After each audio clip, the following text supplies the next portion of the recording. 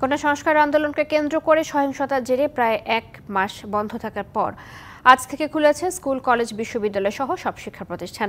নিজ নিজ স্কুলের পোশাক পরে শিক্ষার্থীদের স্কুলে যেতে দেখা যায়। হলে ফিরতে শুরু করেছেন বিশ্ববিদ্যালয়ের শিক্ষার্থীরা। তবে অনেক বিশ্ববিদ্যালয়ে উপাচার্য, উপ-উপাচার্যের পদত্যাগে প্রশাসনিক কার্যক্রমে স্থবিরতা রয়েছে। দীর্ঘ ৩৩ দিন পর শিক্ষার্থীদের পদচারণায় মুখরিত দেশের সকল শিক্ষা প্রতিষ্ঠান। এতে উচ্ছ্বসিত যেমন শিক্ষার্থীরা, তার পাশাপাশি স্বস্তি ফিরে এসেছে অভিভাবকদের মনে। স্কুলের গেটে রয়েছে অতিরিক্ত নিরাপত্তা ব্যবস্থা। আইডি কার্ড ছাড়া প্রবেশ করতে পারছে না কেউ। সবকিছুই মোটামুটি ভুলে গিয়েছিলাম।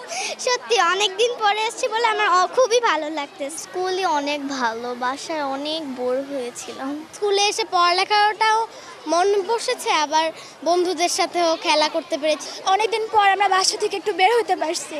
শুরু হয়েছে কলেজের ক্লাসও, তবে সময় মতো সিলেবাস শেষ হবে কিনা তা নিয়ে রয়েছে শঙ্কা। পড়ালেখাগুলো তাড়াতাড়ি আবার কভার করতে হবে, পুরো সিলেবাস ফুল করতে হবে। 3 মাস আছে আর, সো আমরা মনে হয় না ফাইনাল এক্সাম দিতে পারবো ভালোভাবে।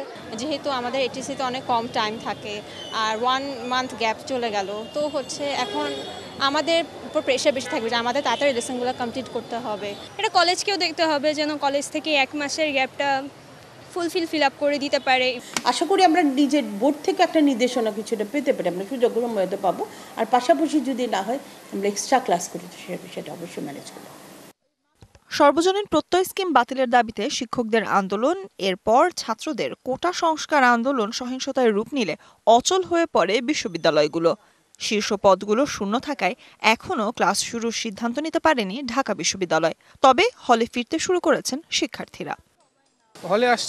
হলে যদি প্রশ্ন উত্তর দিয়ে আগে, তো হলে আস্তে আস্তে ছাত্র বাড়ছে, এখনো আগের মতো সম্পূর্ণ নাই, কিন্তু অনেকে চলে এসেছে। সে গণরুম এখন প্রত্যেকটা হলে বিলুপ্ত এবং যারা বৈধ ছাত্র তারাই শুধু হলে উঠতে পারতেছে। আমাদের ভিসি নতুন আরেকজন আসবে, এরপর আমাদের ক্লাস শুরু হবে।